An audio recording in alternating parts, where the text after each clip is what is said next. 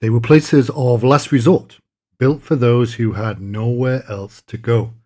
The old, the sick, the orphaned, and the destitute, forced behind high stone walls and iron gates.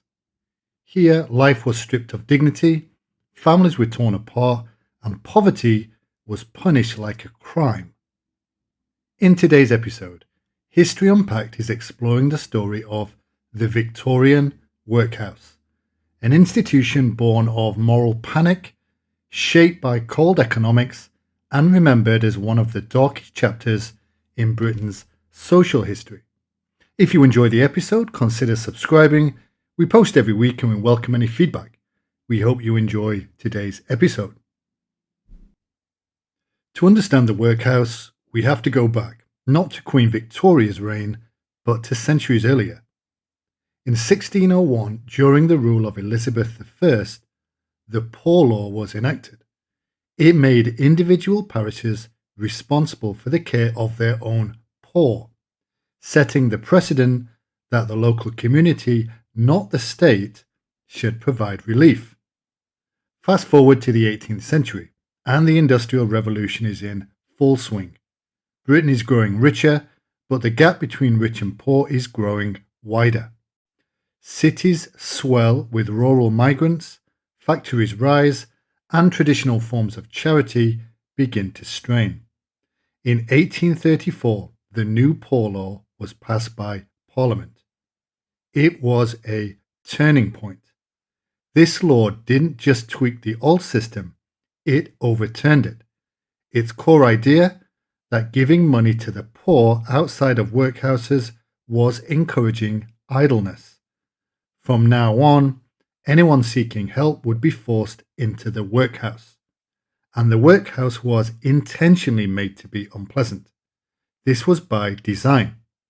The architects believed that the only true desperate should seek help, and so the workhouse became a deterrent, not a sanctuary.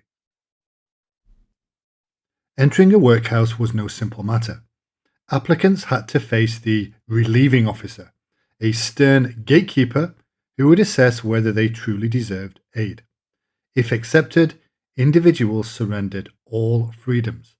They were no longer citizens, but inmates. Clothing was exchanged for rough uniforms. Personal belongings were confiscated.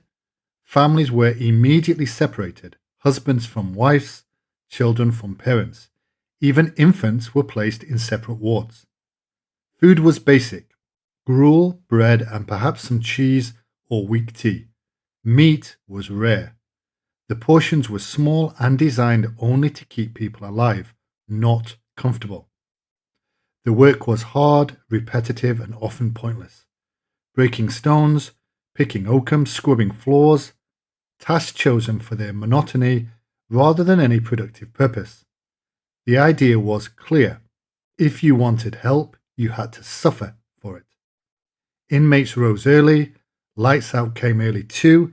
Discipline was enforced by masters and matrons, often former military or factory supervisors.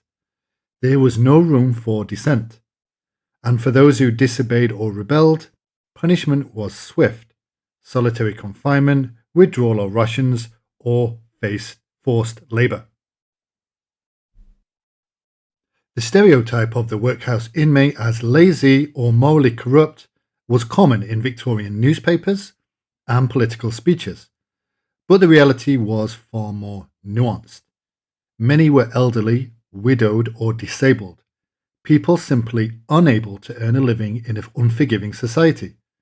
Others were children, orphans, or the offspring of parents who had died in epidemics or been imprisoned or simply couldn't cope. Women made up a large percentage too, especially single mothers. With no husband and no income, they had few options. Society offered little support, and the workhouse was often the only route left. And then there were the working poor: labourers, servants, or factory hands injured on the job or thrown out during economic downturns. For them, the workhouse wasn't a failure of morality, it was a system that failed them.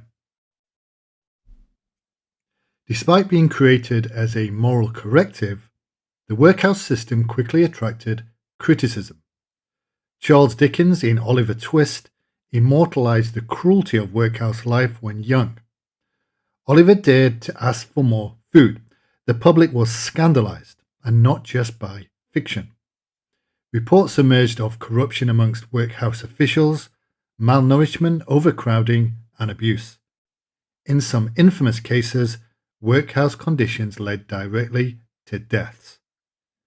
The Andover scandal in 1845, in which inmates were caught gnawing on bones they were supposed to crush for fertilizer, shocked the nation.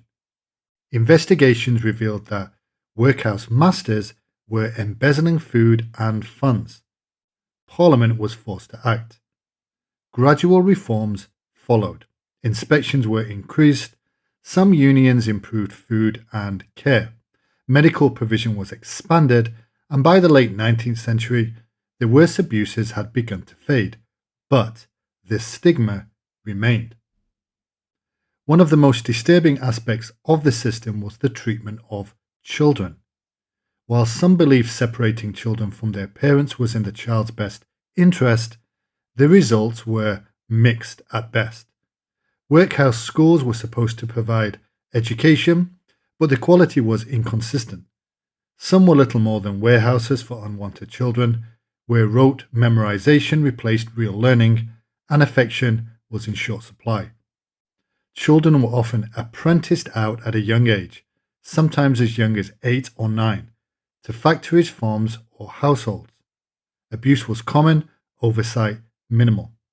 Once sent out, many never returned, and for those who remained inside the workhouse, their childhood was shaped by institutional routines, regimented, cold, and often loveless. Though never intended as hospitals, many workhouses slowly became places of last resort for the sick and dying.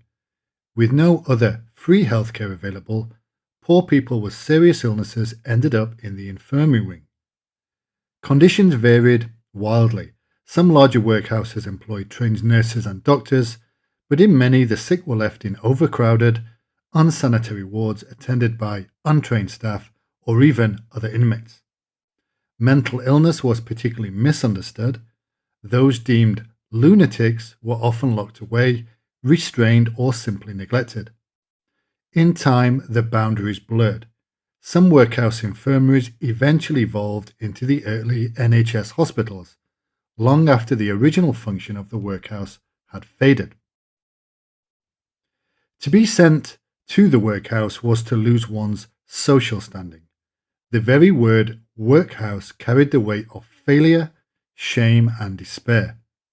Many elderly people lived in fear of the day they'd be sent to the house. It was common for the poor to do everything they could, sell possessions, rely on family, even go hungry to avoid entering its walls. Even after the worst excesses were curbed, the stigma endured.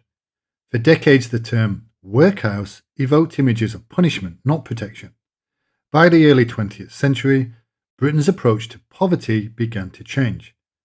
The rise of trade unions, socialist politics, and the slow expansion of state welfare chipped away at the old system. In 1929, the Local Government Act allowed workhouses to be taken over by local councils and renamed as public assistance institutions.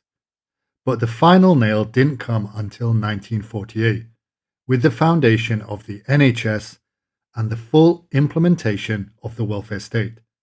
The workhouse system was officially abolished. Some workhouse buildings still exist. Many have been converted into flats, council offices, or museums. A few remain hauntingly intact, row of bleak brick walls and iron gates, relics of another age. But the real legacy isn't bricks and mortar. It's the ongoing debate about poverty, responsibility, and the role of the state. Questions that haunted the Victorians still echo today. Should help come with strings? Must the poor be made to suffer to be believed? And how do we preserve dignity for those who fall through the cracks? For all our progress, these questions haven't gone away. The Victorian workhouse system was a product of its time, shaped by fear of poverty, belief in self-reliance, and the desire to control the labouring classes. While it provided basic shelter, it often stripped people of dignity, freedom, and hope. Its history is a reminder of what happens when policy forgets the people it's meant to serve, and why social welfare must always be paired with humanity.